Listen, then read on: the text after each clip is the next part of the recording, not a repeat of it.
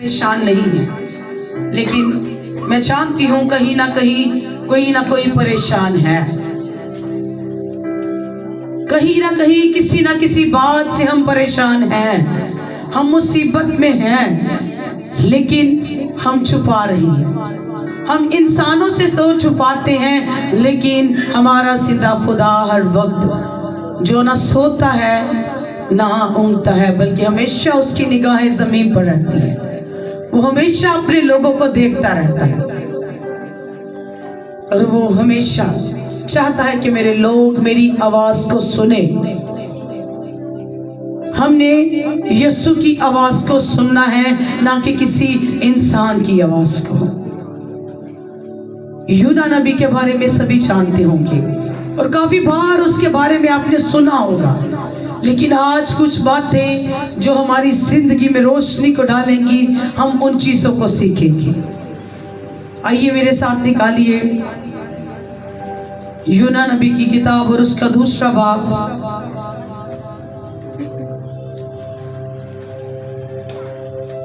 उसकी 1-3 आयत 4 आयत तक बल्कि पढ़ेंगे। खुदा के पाक कलाम में लिखा है कि तब यूना ने मछली के पेट में खुदावंद अपने खुदा से ये दुआ की। खुदावंद अपने खुदा से क्या कीजिए? दुआ की। और मैंने अपनी मुसीबत में खुदावंद से दुआ की और उसने मेरी सुनी। मैंने पाताल की तह से दहाई दी और तूने मेरी फरियाद सुनी। तूने मुझे गहरे समुंदर की तह में फेंक दिया और सैलाब ने मुझे घेर लिया। तेरी सब मौजें और लहरें मुझ पर से गुजर गई और मैं समझा कि तेरे हुजूर से दूर हो गया हूँ, लेकिन मैं फिर तेरी मुकद्दस हैकल को देखूंगा। खुदा के पाक कलाम पढ़े, सुने और समझे जाने पर खुदावंद की खास बरकत हो। जो वर्ड्स मैंने पढ़ी हैं, किस किस को समझ आई है? यूना कहां पर था?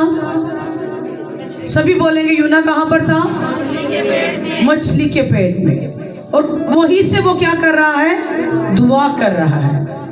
मछली के पेट में रहना खुशी की बात है या वो मुसीबत में था? वो मुसीबत में था। और ये मुसीबत क्यों आई उस पर? नाफरमानी की वजह से। जब खुदावंद की बलाहट जिस जिंदगी में होती है, वो उस बलाहट को ना सुने और बल्कि नाफरमानी करे, अपनी मर्जी करे, तो फिर इस तरह की मुसीबतें आती हैं। फिर खुदा हमें खींचता है। उसने कहा कि तूने मुझे समुंदर की तहों में डाल दिया, उसकी लहरें और मौजें मुझ में से गुजर गई, फिर भी मैं तेरी मुकद्दस हैकल को देखूंगा। यूना नबी की कहानी के इस हिस्से पर अगर हम गौर करें तो 2 कबल तवज्जो बातें सामने आती हैं, जिसके बारे में आज हम रोशनी, एक नई रोशनी हमें मिलती है इन बातों से। कि ये उस वक्त दुआ कर रहा था कि जब इसकी दुआ कबूल होगी, उसकी दुआ क्या होगी? कबूल होगी। और यूना खुदा से उस वक्त दुआ मांग रहा था कि जब वो मछली के पेट ही में था, यानी मुसीबत में था, तब वो क्या कर रहा है? खुदा से दुआ मांग रहा है।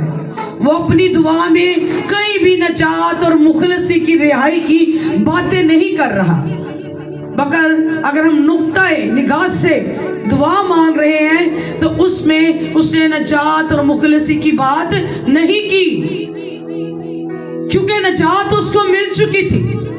वो एक नबी था, लेकिन उसकी नाफरमानी की वजह से ये मुसीबत उस पर थी। वो वहां पर मछली के पेट में अपनी नजात की बात नहीं कर रहा था, क्योंकि हम लोग नजात याफ्ता हैं। जब हम नए सिरे से पैदा हो जाते हैं तो खुदा हमारे अंदर से तमाम गलतियों को, गुनाहों को अपने लहू से धोकर हमें नया कर देता है, हमें नजात दे देता है। और हमें क्या करना है? उसकी ताबियादारी करनी है। और जब हम ताबियादारी नहीं करते तो फिर हम मुसीबत में पड़ते हैं, फिर हम मुश्किल में जाते हैं। और उसको ये भी यकीन था कि मैं मुसीबत में मछली के पेट में दुआ कर रहा हूं और मेरी दुआ सुनी जाएगी और मुझे इसका जवाब भी मिलेगा, क्योंकि उसका ईमान था अपने खुदा पर। और उसने कहा कि खुदा के हुजूर मेरी दुआ हाजिर हो, ताकि मैं इसी इत्मीनान के साथ अपने खुदा के साथ हाजिर रहूं।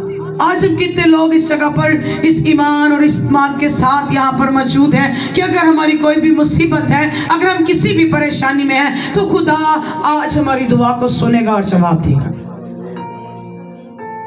वो आज हमसे बोलेगा, क्योंकि यूना की दुआ के बारे में तो बहुत कुछ कहा जा सकता है, लेकिन उसने कहा कि मैंने अपनी मुसीबत में खुदावंद से दुआ की और खुदावंद ने मेरी सुनी। कोई इंसान नहीं सुन रहा।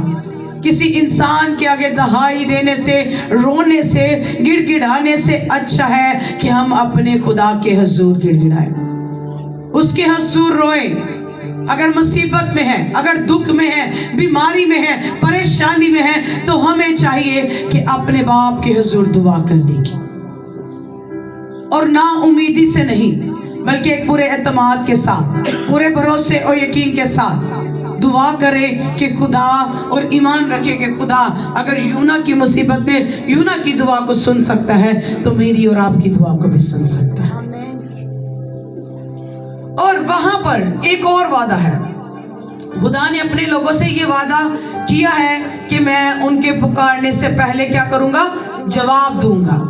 उसने कहा कि नहीं, तू कह ही चुका होगा तो मैं तेरी सुन लूंगा, क्योंकि वो दिलों और गुर्दों को जानता है। वो हमारे मांगने से पहले जानता है कि हम किस किस चीज के मोहताज हैं, लेकिन फिर भी वो कहता है कि मांगोगे तो तुम्हें दिया जाएगा। फिर भी वो एक्सप्लेन करता है और वो कह रहा है कि इसके मांगने से पहले ही मैं इसकी सुन चुका हूं। और ये खुदा की एक खुसूसियत है कि वो असल से है और वो हमारी सुनता है। खुदा हमारी तरफ वक्त का मातहत नहीं, हमारी तरह वो वक्त का मातहत नहीं कि इस वक्त ये बात हुई है तो ये पूरी हो जानी चाहिए। बाइबल मुकद्दस हमें यकीन दिलाती है कि खुदा अंजाम को असल से ही जानता है।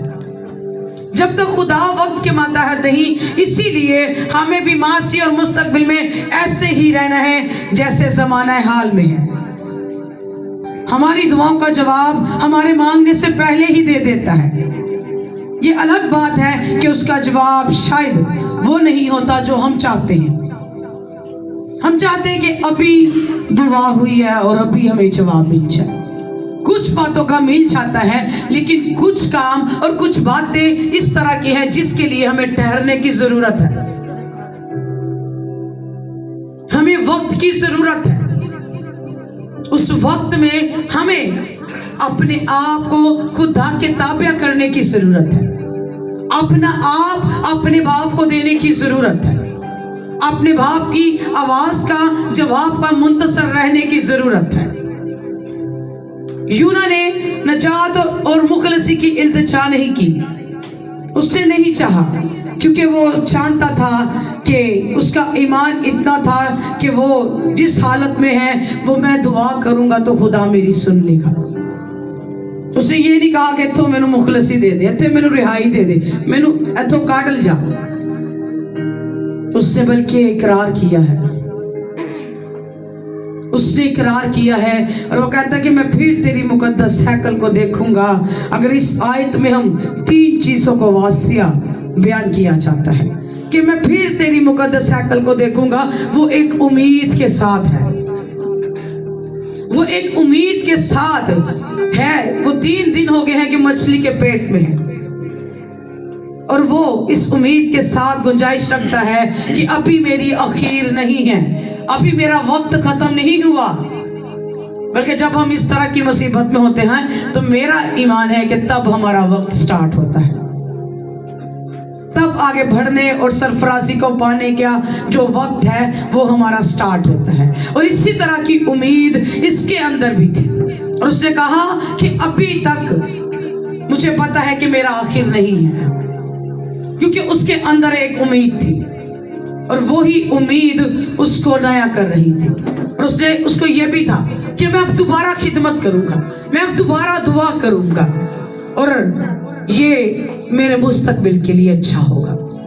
हम लोग दुआ करते हैं, कभी हमने कहा कि हम मुस्तकबिल में इससे भी बढ़कर दुआएं करेंगे, हम इससे भी बढ़कर खुदा का काम करेंगे, हम इससे भी बढ़कर खुदा की खिदमत में अपने आप को सर्व करेंगे। हमने कभी भी इस तरह की बातों को नहीं सोचा। हम मुसीबत में हो, खुशी में हो, दुख में हो, सिर्फ अपनी माली जरूरत को देखते हैं, सिर्फ उन चीजों की तरफ तवज्जो है। कभी खुदा की खिदमत में और उसकी इबादत में अपना वक्त बढ़ाने के लिए नहीं सोचते कि आने वाला मुस्तकबिल में अगर मैं आज पीछे चेयर पे हूं, अगर मैं गार्ड की सीट पर हूं, तो शायद आने वाले मुस्तकबिल में मैं सामने स्टेज पर हूं। अगर आज मैं बैठकर सुनने की हिंस रख रहा हूं, तो कल मैं सुनाने की भी रखूंगा,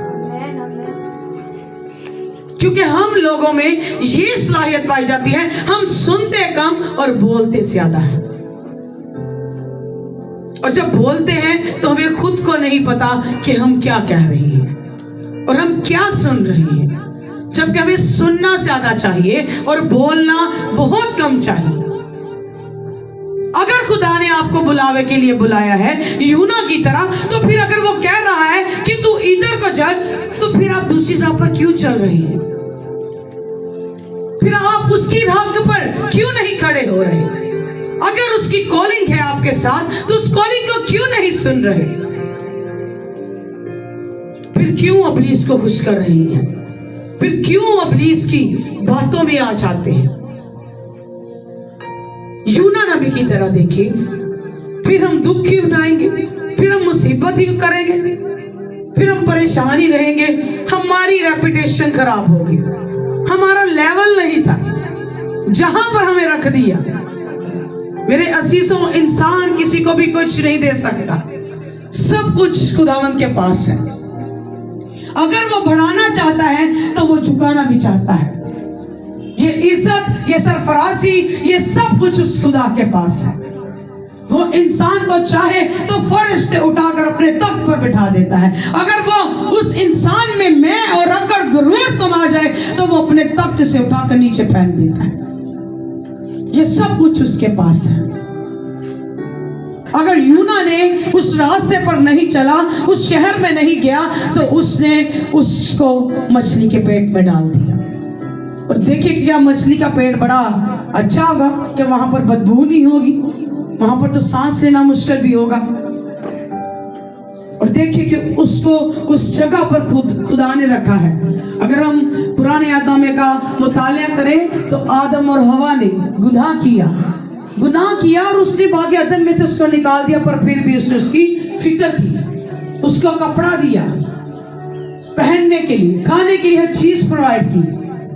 अगर हम अपनी राहों से फिर जाते हैं, हम गुनाह में भी चले जाते हैं, तो वही एक हस्ती है, वही एक शख्स है जो हमें फिर भी संभाल लेता है। वो फिर भी हमारी हिफाजत करता है, क्योंकि उसने अपनी छवि पे हमें बनाया है, उसने अपनी हथेली पर हमारी सूरतों को खोद रखा है, इसीलिए वो हमारी फिक्र करता है। नहीं तो वो कह सकता है कि इसने, इस तरह हम एक इमेज रख के कहते हैं कि इसने हमारी बात नहीं मानी, तो हमें कोई जरूरत नहीं इससे बात करने की, हमें कोई जरूरत नहीं है इस चर्च में आने की, हमें कोई जरूरत नहीं है इस टीम के साथ खड़े होने की। लेकिन खुदा फिर भी संभालता है, खुदा फिर भी बार मौके अदा करता है, ताकि मेरे लोग इस तरह घिरना चाहिए, इस तरह अपने आप को बर्बाद ना करें, बल्कि खुदा के कलाम को सुने, मेरी आवाज को सुनी, आज नहीं कल नहीं, बल्कि वो हबार हमें वक्त और मौका प्रोवाइड करता है। इसी तरह यूना ने भी, उसकी उम्मीद थी कि मैं मुसीबत में हूं, लेकिन खुदा मेरी सुन रहा है और मुझे जवाब देगा और मुझे छुड़ाएगा, छुटकारा देगा मुझे इस मुसीबत से। और दूसरा पॉइंट ये है कि वो वहां पर तौबा कर रहा है, वो इकरार कर रहा है कि उसने गलती की है, उसने नाफरमानी की है। और जो हमारी जिंदगियों में अगर हम देखें तो ये सलाहियत बहुत कम पाई जाती है कि हम अपनी गलती का इकरार करें, हम तौबा करें, हम अपने आप को शो करते हैं, हम अपने आप को दिखाते हैं, हम कहते हैं कि दूसरे गलत हो सकते हैं लेकिन मैं गलती किसी से भी हो सकती है। वहां पर वो जान रहा है और ये कह रहा है कि वो तौबा कर रहा है। अगर हम पहला सलातीन देखें उसके 8 बाब और उसकी 22 से 25 आयत तक पढ़े तो वहां पर जब सुलेमान ने हैकल को मखसूस करते वक्त जो दुआ की तो उससे लगता है कि वो हैकल की तरफ देखता है और तौबा करने का एक अशराती इजहार है कि अगर हम पूरे दिल से हैकल की तरफ देख ही लेते हैं ना, कि अपना रुख खुदा की मुकद्दस हैकल की तरफ कर लेते हैं तो हम तौबा कर लेते हैं। और उस सलातीन में हमें यह सिखाया जा रहा है कि जब उस हैकल को महसूस किया गया, उस जगह को महसूस किया गया, तो जब हम उस जगह पर आ जाते हैं, अपना रुख कर लेते हैं तो हम तौबा कर लेते हैं। सुलेमान ने दुआ की कि तू अपने बंदा और अपनी कौम इस्राएल की मुनाजात को जो इस जगह की तरफ रुक करके करे तो सुन लेना, तू आसमान से जो तेरी सुकूनत गाह है सुन लेना और सुनकर माफ कर देना। सुलेमान ये इल्तिजा कर रहा है कि तू अपने बंदा और अपनी कौम बनी इस्राएल जब वो तेरे हुजूर अपना रुख कर ले, तेरी हैकल में आ जाए, तेरे आगे मुनाजात रखे, तो तू अपनी उस सुकूनत गाह से उनकी आवाज को सुन लेना। ये वो शिफायत कर रहा है, ये शिफायत कर रहा है कौम बनी इस्राएल की कि खुदावंद तू उनको माफ कर देना। अगर इसी तरह हम तारीख के सलातीन में शायद लिखा हुआ है कि जब तेरे लोग अपनी बुरी रविशों से, बुरे ख्यालों से मुड़कर अगर तेरे हुजूर खाकसार हो जाते हैं तो तू आसमान से सुनकर उनको बहाल कर देना। वहां पर बहाली की और यहाँ पर माफी का कहा जा रहा है। बात दोनों एक ही है कि जब हम अपने आप को झुकाते हैं, अपने आप को खाकसार कर देते हैं, तो वो जो आसमान पर बैठा है, जहां पर उसकी सुकूनत गाह है, वो वहां से सुनता, हमें बहाल करता, हमें माफ कर देता है और हमें फिर दोबारा मौका अता करता है कि हम आगे को बढ़े। यूना का दिल मछली के पेट में वैसा नहीं था जैसा जहाज में था। जहाज में वो बैठकर जा तो रहा था कहीं और, लेकिन उसका दिल नहीं था, वो बेकस और लाताल्लुक सा था। मछली के पेट में जब वो आया तो वो शिकस्त दिल हो गया, वो तौबा करने वाला इंसान बन गया। वहां तो बड़ी अकड़ से गया, जहाज में मैं बैठूंगा, और जहाज को ही खुदा ने हिला दिया। फिर वहीं से ऊपर से उसको नीचे फेंका गया और फौरन मछली के पेट में आ गया।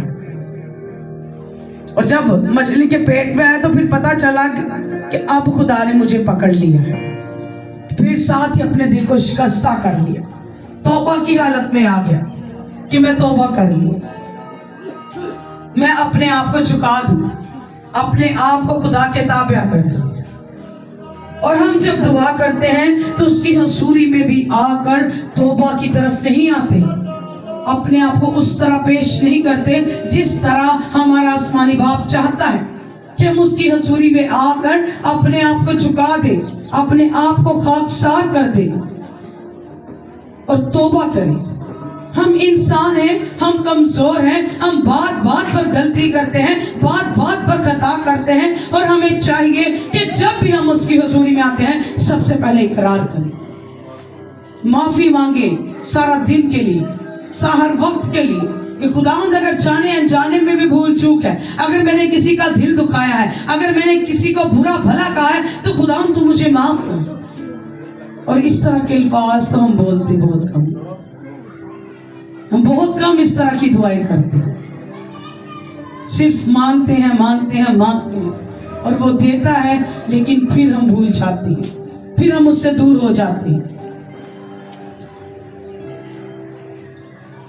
यूना का तबलीगी काम उस वक्त तक इस्राएल के मुल्क में था जबकि वो खुदा की हैकल यरूशलेम में यहूदा के मुल्क में थी, तब तक उसका काम था। पर बरहाम ने जानबूझकर इस्राएल में बुत परस्ती शुरू कर दी ताकि लोग हैकल में खुदा की इबादत और प्रस्तिश ना करें, बल्कि क्या करें, बुतों को आकर पूजा करें। मूर्तियां बना ली उन्होंने कि ये जिंदा खुदा की प्रस्तिश ना करें, बल्कि क्या करें, यहाँ पर आकर ये जो है ना बुतों की प्रस्तिश करें, इनके आगे सजदे किया करें। और यूना ने कहा कि वो हैकल को फिर देखेगा, और वो इस बात को तस्लीम कर रहा था कि खुदा की खिदमत से ज़्यादा मैंने अपने मुल्क की खिदमत पर ध्यान दिया है, लेकिन अब मैं खुदा की खिदमत को फर्स्ट प्योरिटी, फर्स्ट अलोहियत दूंगा। उसने कहा, उसने तस्लीम कर लिया, जिस तरह हम लोग अपने आप को ज़्यादा तरजीह देते हैं, खुदा के कामों को कम देते हैं। हम अपने घरानों को ज़्यादा देखते हैं, अपनी फैमिलीज को ज़्यादा देखते हैं, और खुदा के कामों को कम करते हैं। और उसने कहा कि मैंने उस मुल्क में बेशक ज़्यादा ध्यान दिया है, तेरी आवाज़ को कम सुना है, तेरे कामों को कम किया है, लेकिन मैं तस्लीम करता हूँ कि आइंदा के बाद मैं सबसे पहले तेरा काम करूँगा और बढ़ चढ़ कर करूँगा, कि मैं अपनी हर काम को, हर बात को पीछे रखते हुए तेरे काम को आगे करूँगा। और अगर हम देखें तो हमारी अना, हमारा गरूर, हमारा घमंड, हमारी अक्सर फैमिलीज में इस तरह की लोगों के अंदर सलाहियत है कि वो हमारी खिदमत में रुकावट बन जाती है। हमारे अंदर, हमारी फैमिलीज के अंदर ये सलाहियतें पाई जाती हैं, और हमें जबकि एक दूसरे की ताकत बनने की जरूरत है। पलूस कहता है कमजोरों को क्या बनो जी, जोर बनो। अगर कोई हमारी फैमिली में कमजोर है, खुदा से दूर है, तो हमें चाहिए कि उसके साथ मिलकर उसको जोर के दें, खुदा से जोर मांगे उसके लिए कि खुदावन तू इसको भी सलाहियत बख्श कि ये तेरे हुजूर आ सके, ये तेरे पास आ सके, ये तेरे कलाम को ले सके, ये तेरे कलाम के मुताबिक जिंदगी को बसर कर सके। अगर हम कलाम मुक़द्दस की तरफ ध्यान देते हैं तो वहां पर लिखा है कि मुसीबत के दिन फरियाद कर तो मैं तुझे छुड़ाऊंगा, और तू मेरी क्या करेगा, तमजीद करेगा। उसे कहा खुश है तो हमद के गीत गाओ, मुसीबत में है तो दुआ करो। ये खुदा की कौल है, किसी इंसान की नहीं। अगर वो छुड़ाता है तो वो कहता है कि मेरी तमजीद करो। अगर हम जब छूट जाते हैं, रिहा हो जाते हैं, मुखलसी पा लेते हैं, तो हम उसकी तमजीद करना भूल जाते हैं। हम उसकी आवाज़ को अनसुना कर देते हैं, उसकी आवाज़ को सुनते ही नहीं, बल्कि कहते हैं कि ठीक है, काम हो गया है, अब हमें अपनी मर्जी करने की ज़रूरत है। और उसके कलाम में लिखा है, जो चाहते हैं कि हम आने वाले दिन में, आने वाले कल में, मुस्तकबिल में आगे बढ़ें, तो उसका कलाम बयान करता है कि तू खुदावन में मसरूर है तो वो तेरे दिल की मुरादों को पूरा करेगा। तो अगर आप चाहते हैं कि हम भी खड़े हों खुदा के काम के लिए, खुदा की खिदमत के लिए बढ़े, अगर आपकी खिदमतें रुक चुकी हैं तो आप खाकसार हो जाइए उसकी हजूरी में और मसरूर हो जाइए उसमें। फिर देखें कि जो आपका दिल चाह रहा है, खुदा उसी तरह आपको तैयार करेगा, उसी तरह वो आपकी जिंदगियों में काम करेगा। और उसका कलाम हमें तसल्ली देता है कि ख्वाह मौत की साए की वादियों से भी मेरा गुजर हो तो मैं किसी बला से न डरूंगा, क्योंकि तू मेरे साथ है। तेरे आसा और तेरी लाठी से मुझे तसल्ली है। तो मेरे असीस हो, हम किसी भी मुश्किल में, परेशानी में, दुख में, तकलीफ में है तो ईमान रखिए कि वो हमारे साथ है और वो हमें तसल्ली देता है, जो हमें कभी भी अकेला और तन्हा नहीं छोड़ता। हम उसको भूल जाते हैं, हम उसको तर्क कर देते हैं, हम उसको छोड़ देते हैं, लेकिन हमारा जिंदा खुदा हमेशा हमारे साथ रहता है। वो हमेशा हमारी फिक्र करता है, वो हमेशा बार बार अपने लोगों पर देखता है कि ये कब मेरे पास आएगा, ये कब आ जाएगा और फिर मेरी खिदमत करेगा, फिर मेरी आवाज़ को सुनेगा और फिर मेरे नाम की तमजीद करेगा। और वो कहता है कि मैं तेरी सारी बदकारी बख्श देता हूँ और तुझे तमाम बीमारियों से शिफा देता हूँ। वो तेरी जान हलाकत से बचाता है और तेरे सर पर शफकत का ताज रखता है। ये उसके वादे हैं उसके लोगों के साथ, उसके रास्तबाज लोगों के साथ। वो हमारी तमाम बदकारियों को, तमाम गुनाहों को, तमाम गलतियों को माफ़ करके हमारे अंदर से बीमारियों को दूर करेगा, हमें हलाकत से बचाएगा और हमारे सरों पर अपनी शफकत का ताज रखेगा।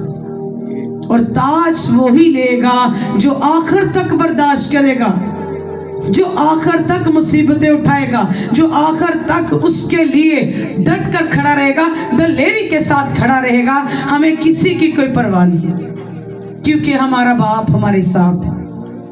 उसने हमें नजात दी है, उसने हमें रिहाई दी है, उसने हमें ये हिकमत और ये सलाहियत बख्शी है कि हम उसके कलाम का प्रचार करें, हम उसके कलाम को लेकर चलें, और हमें यूना की तरह नाफरमानी नहीं करनी, बल्कि अगर वो मुसीबत में आ चुका था, उसने इकरार किया, तो अगर हम भी उसकी हैकल में आज मौजूद हैं और उसने कहा कि हैकल की तरफ पूरे दिल से रुख ही कर लोगे तो तुम दोबारा से बहाल हो जाओगे। तो आज हम इस जगह पर मौजूद हैं, आज हम इस जगह पर कायम हैं, और मेरा ईमान है कि हम यहाँ पर जितने भी हैं, हम आज पूरे दिल से, पूरे ईमान से अपने खुदा के आगे इकरार करेंगे कि ताकि खुदा हमें मुसीबत से छुड़ाए, ताकि खुदा हमें बहाल करे, ताकि खुदा की खिदमत के लिए हम दोबारा से अगेन से अपने जहनों को, अपनी सोचों को, अपने ख्यालात को नया करें और खुदा की कॉल को सुने, ना कि किसी इंसान की।